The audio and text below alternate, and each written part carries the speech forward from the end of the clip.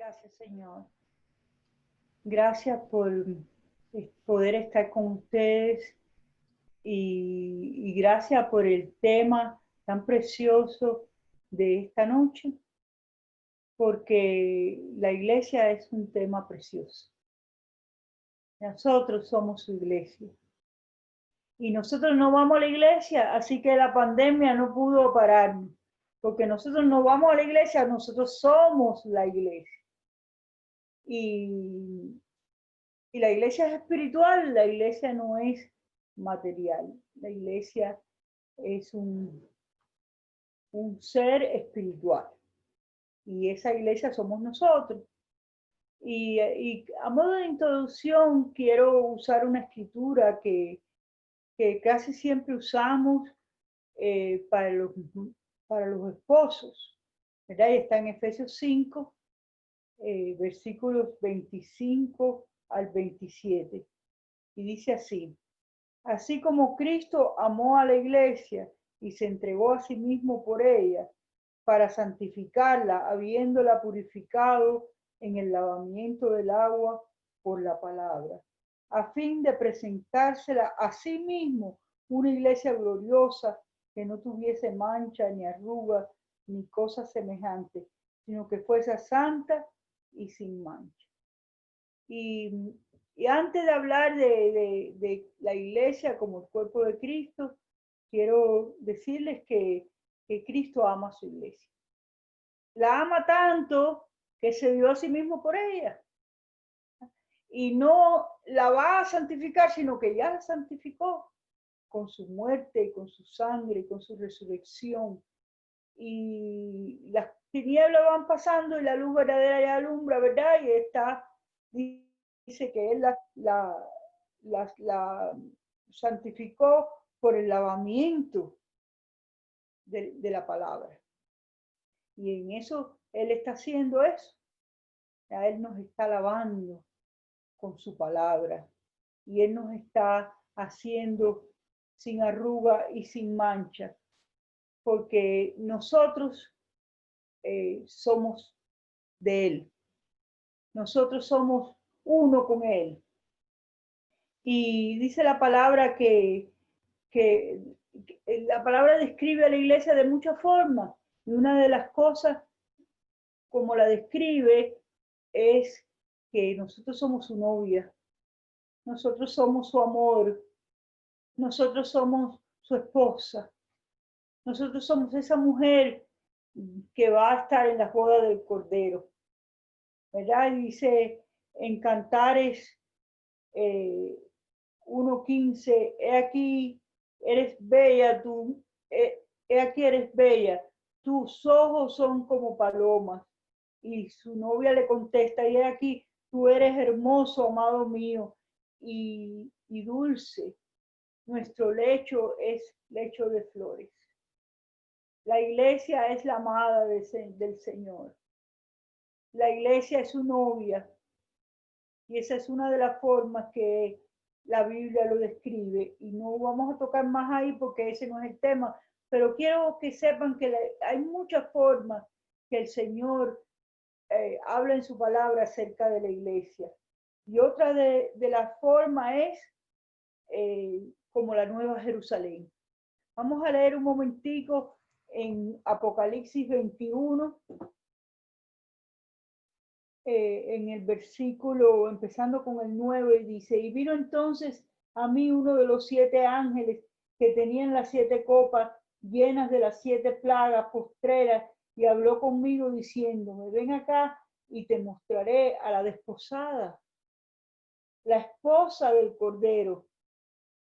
Y me llevó en el espíritu a un monte grande y alto, y me mostró la gran ciudad santa de Jerusalén, que descendía del cielo de Dios, teniendo la gloria de Dios, y su fulgor era semejante a una piedra preciosa, como piedra de jaspe, diáfana como el cristal. Tenía un muro grande y alto con 12 puertas, y en las puertas 12 ángeles y nombres escritos, que son los que de las tribus de los hijos de Israel. Al oriente, 3 puertas del norte, 3 puertas al sur y 3 puertas al occidente. 3 puertas. Y el muro de la ciudad tenía 12 cimientos y sobre ellos los 12 nombres de las 12 apóstoles del Cordero. Dice, y el que hablaba conmigo tenía una caña de medir de oro y para medir la ciudad. Dice, la ciudad se hallaba establecida en cuadro y su longitud, bueno, y sigue describiendo la ciudad, pero después dice en el versículo dice, y la ciudad, en 23, y la ciudad no tiene necesidad de sol ni de luna que brillen en ella, porque la gloria de Dios la ilumina, y el Cordero es su lumbrera. Y las naciones que hubiesen sido salvas andarán a la luz de ella, y los reyes de la tierra traerán su gloria y honra a ella, y sus puertas nunca se cerrarán. Serán cerradas de día, pues allí no habrá noche, y llevará la gloria y la honra de las naciones a ella, y no entrará en ella ninguna cosa inmunda o que hace abominación y mentiras, sino solamente los que están inscritos en el libro de la vida del Cordero. Iglesia, la Nueva Jerusalén, preciosa, la que Dios está levantando. Y es tiempo que nosotros veamos la iglesia como con esa perfección que la ve el Señor. Yo sé que hay veces que digo, ¿cómo está tu iglesia? ¡Qué horror! ¿verdad? Pero ese no es como Dios la ve. Dios la ve sin arrugas, sin mancha. Su esposa preciosa, su novia, su amada. Y también el Señor describe en la Biblia la iglesia como un edificio. En Efesios 2:20 dice, edificado sobre el fundamento de los apóstoles y los profetas, siendo Jesucristo la principal piedra del ángulo, en quien todo el edificio bien concertado va creciendo para ser un templo santo en el Señor. Qué lindo, porque antes había un tabernáculo, después hubo un templo, siempre había una cosa natural donde Dios habitaba, ¿verdad? Pero ahora Dios habita en su iglesia. Nosotros somos ese templo donde Él ha decidido morar. ¿verdad? Y para Él morar, tenemos que ir creciendo, ¿verdad? Sobre la doctrina de los apóstoles, sobre el fundamento que es Él, sobre la verdad. Y otra cosa linda es que no solamente somos su amado y somos su ciudad y su templo, pero también somos la familia de Dios. Dice la palabra que somos miembros de la familia de Dios. Y eso está en Efesios 2:19. Y entonces llegamos al tema que hoy queremos tratar, que tiene que ver como Cristo, como la iglesia, como el cuerpo de Cristo.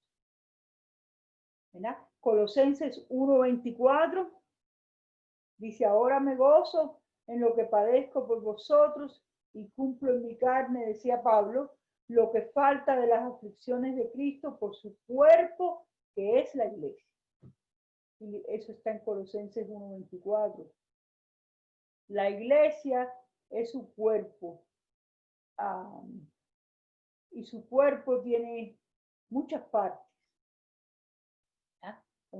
En lo natural, el cuerpo tiene muchas partes. Pero hay 2 partes principales en un cuerpo. Si ustedes estuvieran aquí conmigo, yo les preguntaría cuáles son esas 2 partes principales y seguramente usted mira, bueno, la cabeza y el cuerpo. Son las 2 partes principales.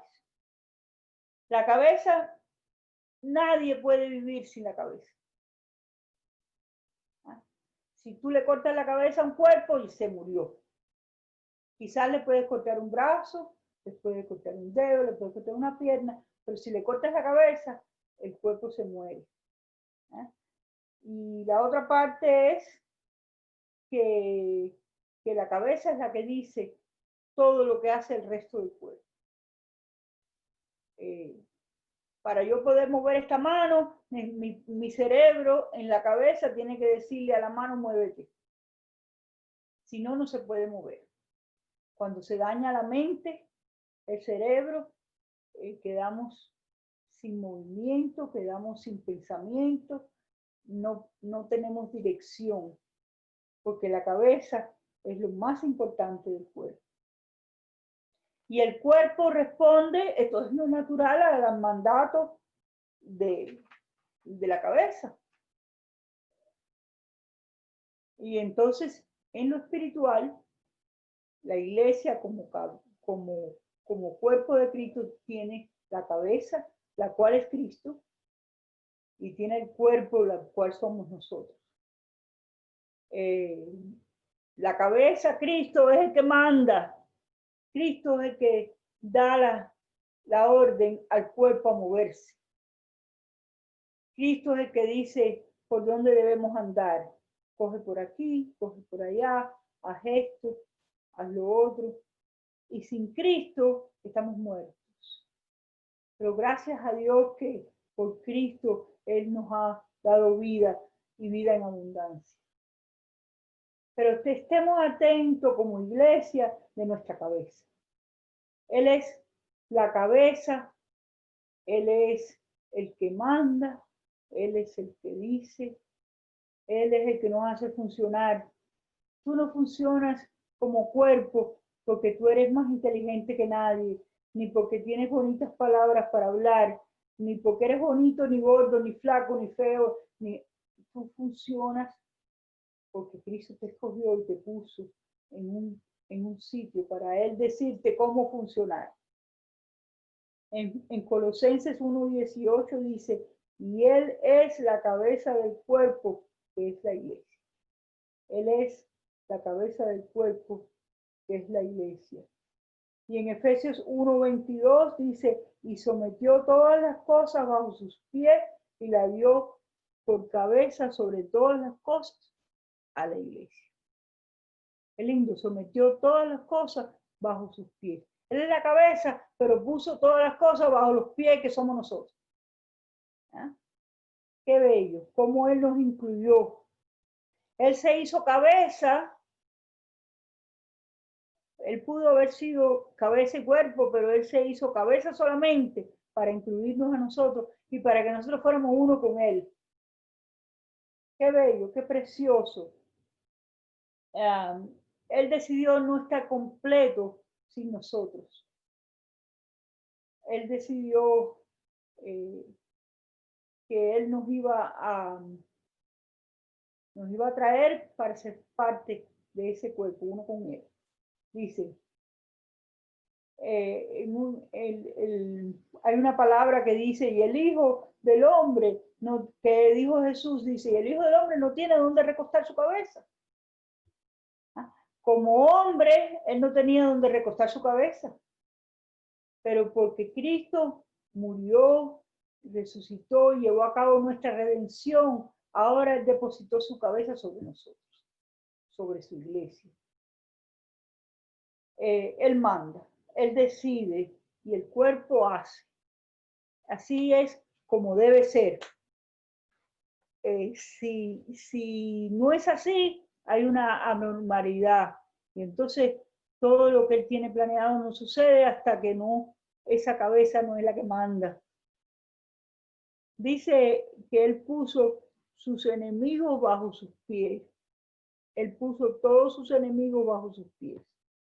Qué lindo, porque en Génesis 3:15 dice, y pondré enemistad entre ti y la mujer, entre tu simiente y la simiente suya. Esta te herirá en la cabeza y tú le herirás en el calcañar. El diablo hiere nuestro Calcañar. Pero el diablo, que es la serpiente, ¿verdad? La enemistad era entre la serpiente y Eva, que es tipo de la mujer. Y él hiere nuestro caminar. Hay veces la serpiente nos ataca y hiere nuestro caminar, pero nosotros lo vamos a pisar en la cabeza.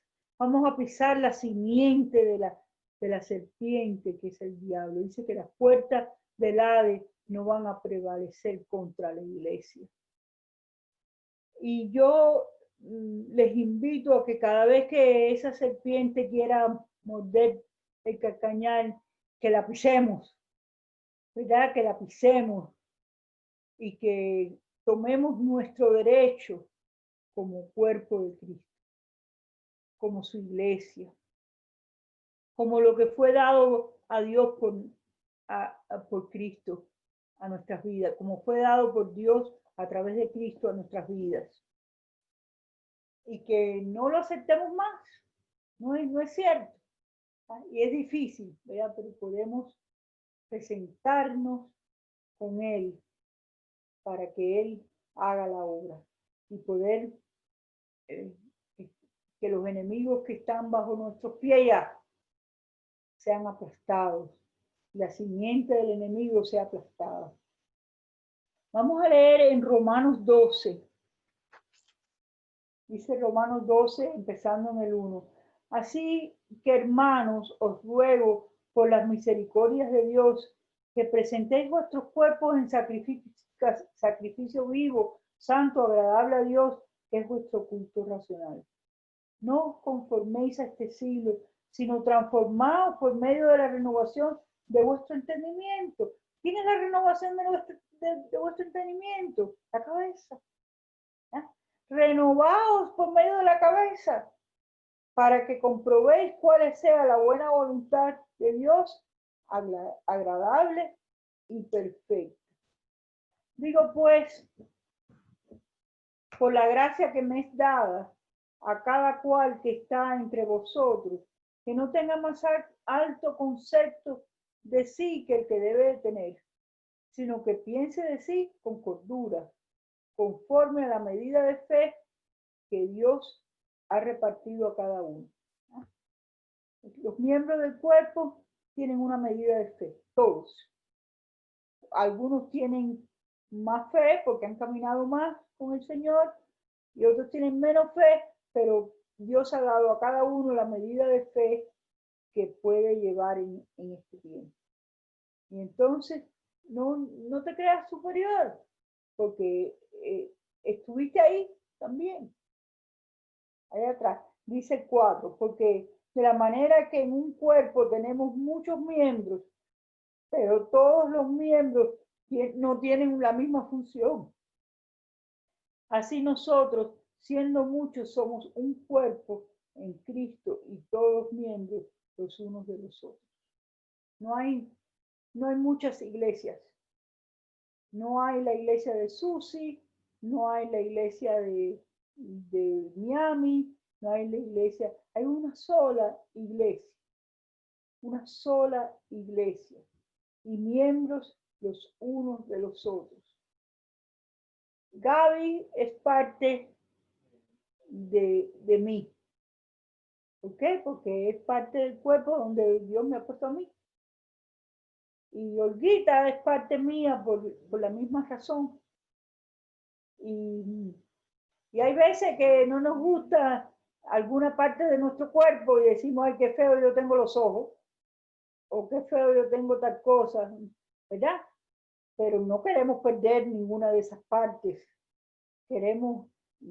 Tratamos de embellecerlas. Porque imposible. Yo digo, ay, tengo la nariz muy grande, pero no me puedo quitar la nariz. Entonces, el Señor quiere que nos consideremos uno a otro como miembros de uno del otro. El 6 dice, de manera que teniendo diferentes dones según la gracia que nos es dada, si el de profecía, úsese conforme a la medida de la fe. Según la gracia que nos fue dada, por fe, y por gracia. ¿Ya? Así funciona el cuerpo de Cristo, por fe y por gracia. Y si tienes profecía, la profecía funciona de muchas formas. La profecía puede ser una palabra que tú leas.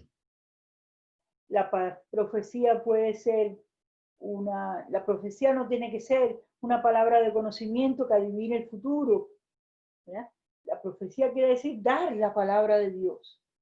Y dice la Escritura que todos los dones son para edificación de la iglesia. No son para matar a nadie, sino para levantar y edificar. Para eso dice Pablo que son los dones. Hay algunos que tienen una profecía tremenda. Yo llegué a este tiempo, a este grupo de hermanos en la iglesia de Church in Dade County cuando y me quedé porque un hermano me dio una profecía. Y si no me lo hubiera dado, no me hubiera quedado, porque en ese tiempo yo no estaba por lo que estaba pasando allí. Me parecía que no era lo correcto. Y sin embargo, alguien me profetizó y yo guardé esa profecía y él me dijo lo mismo que yo había estado compartiendo con otra hermana. Y directamente me lo dijo, mira, tú dices esto y esto y esto y esto, el Señor te dice. Y me habló. Así que las profecías son importantes. No te quedes con una profecía si la tienes. ¿Ah? Y no tienes que gritarla en medio de la congregación y decirla, así dice el Señor, aunque puede hacerlo así también. Pero hay muchas formas de profetizar. Pero úsese conforme a la medida de la fe. Dice el 7, dice de servicio en servir, y el que enseña en la enseñanza. Qué lindo, ayer hablábamos, ¿verdad? Con Gaby. Gaby nos hablaba del don de servir. Y ese es un don que todos tenemos, todos podemos servir.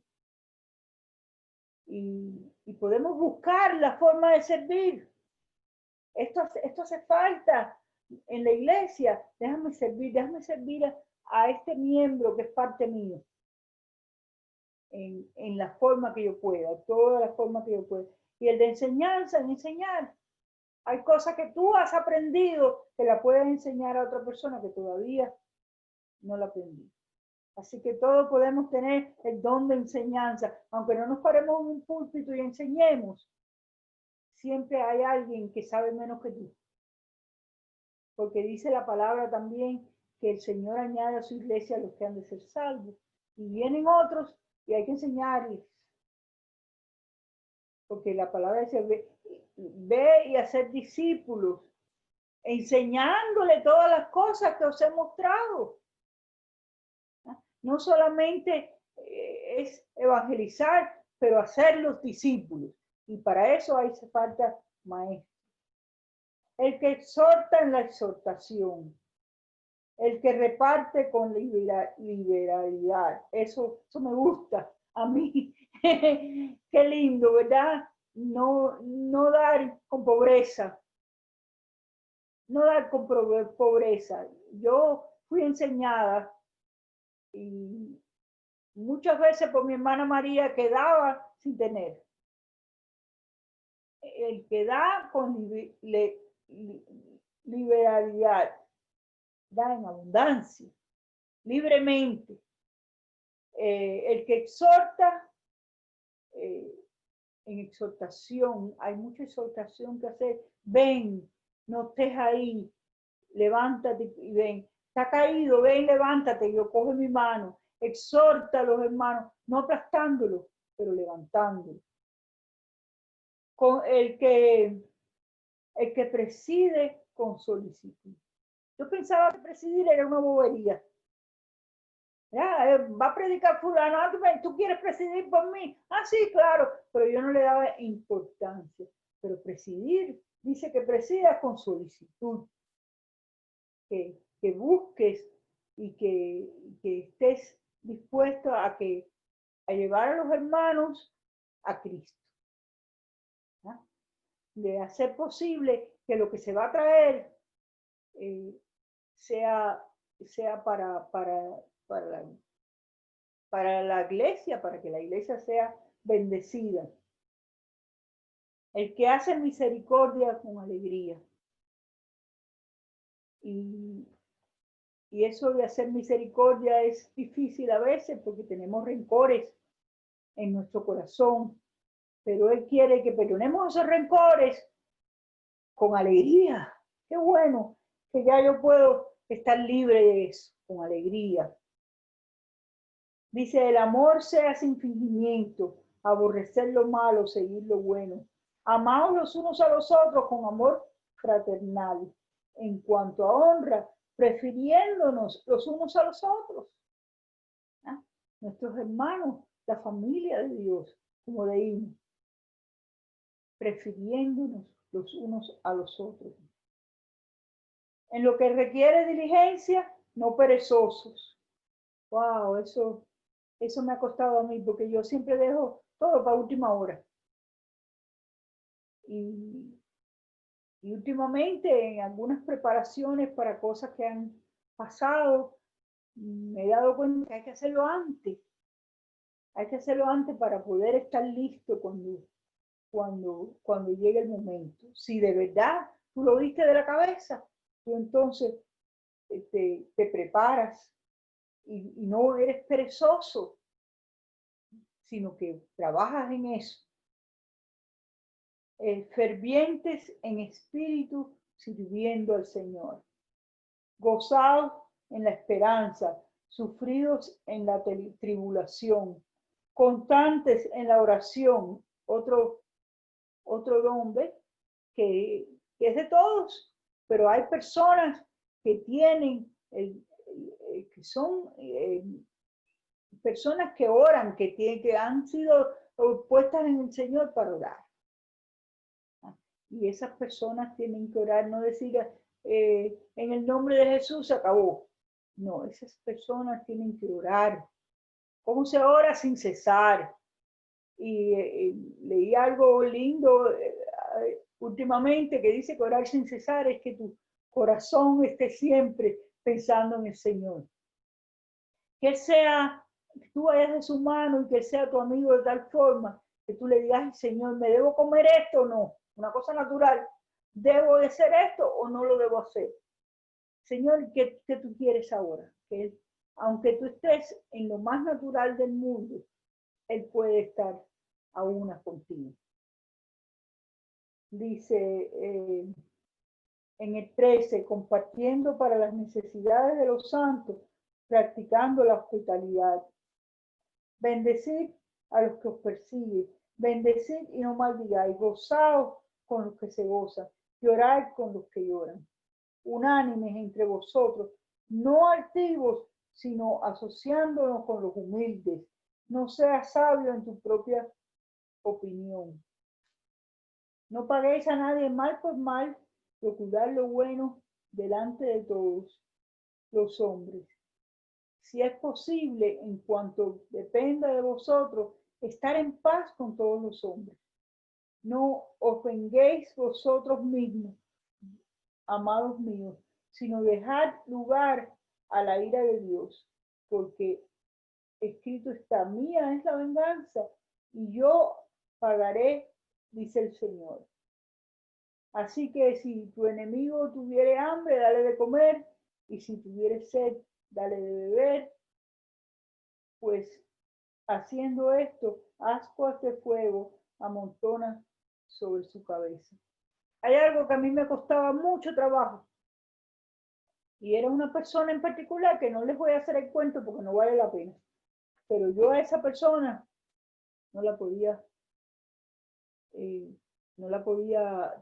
tratar porque me hizo algo bien feo. Y entonces el Señor ha causado que yo tenga una amistad en el Señor con ella y que oremos juntas y ahora no me da nada. Pero ¿quién hace eso? Eso lo hace el Señor. Lo va haciendo en nosotros.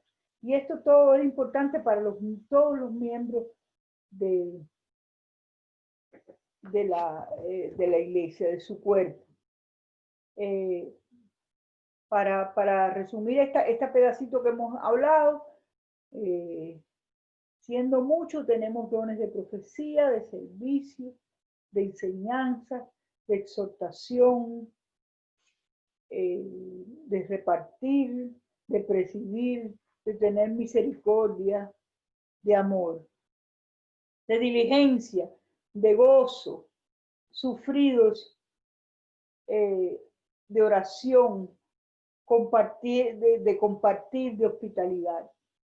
Y me gusta Romanos porque allá en Corintios, que vamos a ir ahora, son más reducidos los que menciona Pablo, ¿verdad? Pero aquí todo el mundo puede tener uno de esos dones, facilito. Entonces, en 1 Corintios 12, el cuerpo es uno con muchos miembros. Vamos a leer el versículo 12. 12.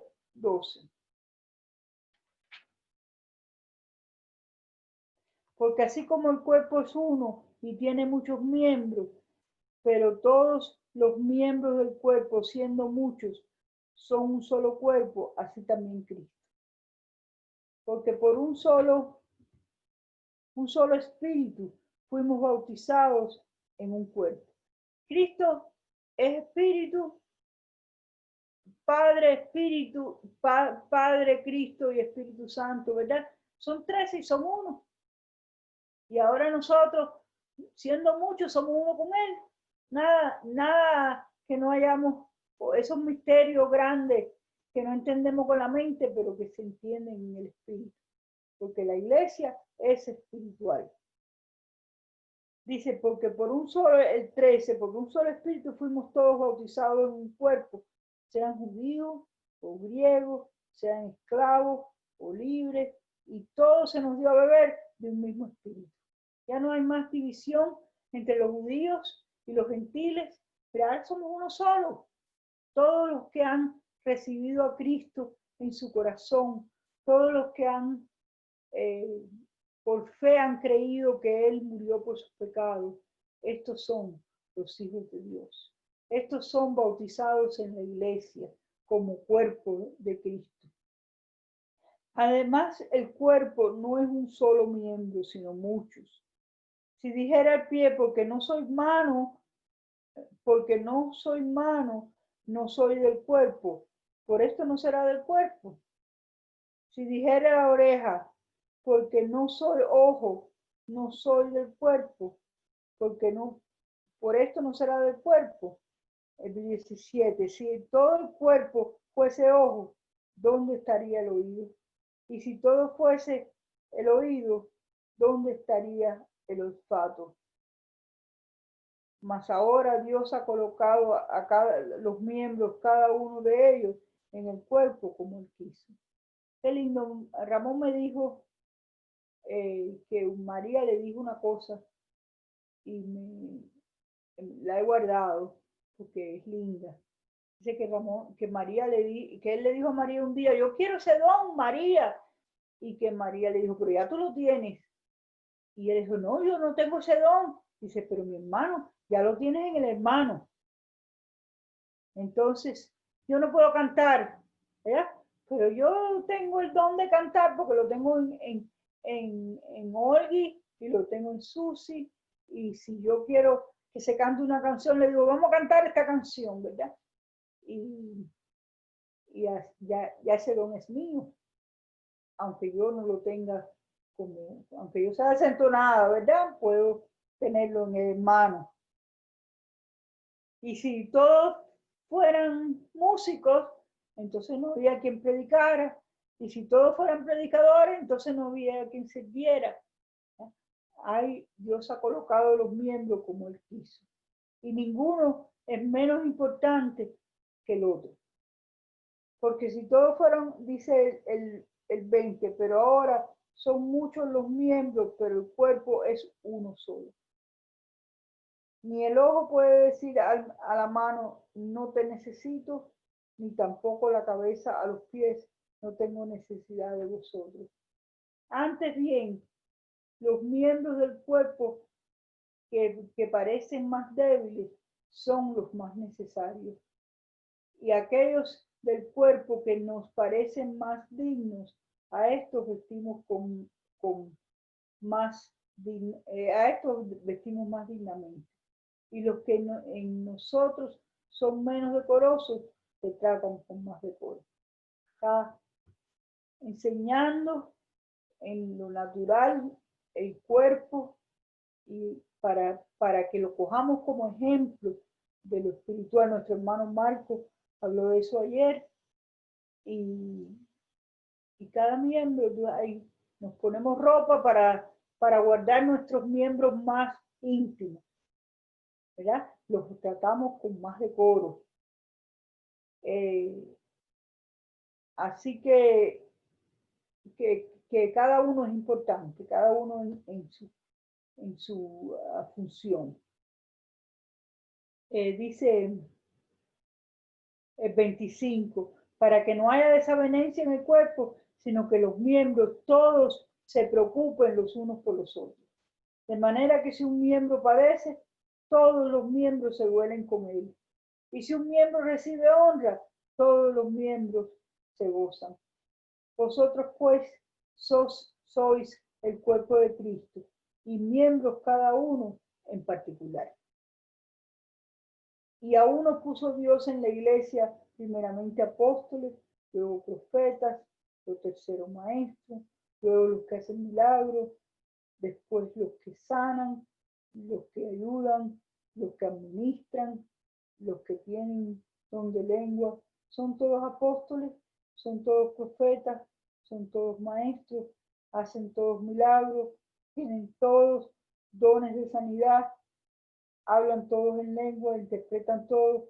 Procurar pues los dones mejores. Procurar pues los dones mejores. Y yo sé que después Alicia va a compartir acerca de los dones, así que no voy a entrar más en eso, pero quiero terminar diciéndoles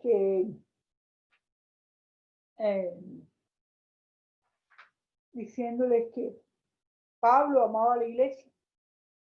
Dice que él sufría lo que faltaba de las aflicciones de Cristo por su iglesia. Y todavía esas aflicciones no se han acabado y sufrimos. Pero yo te exhorto a sufrir por la iglesia. Yo te exhorto a orar por la iglesia. Yo te exhorto a amar a la iglesia como Cristo la amó y se entregó a sí mismo por ella. Hace años, cuando yo ni siquiera tenía la menor idea de lo que era eso, Dios me dio un sueño y en ese sueño yo iba de viaje y llevaba muchas maletas y alguien vino, un hombre vino, al cual yo no le vi la cara, nada más que las manos, y ese hombre cogió las maletas y me las llevó.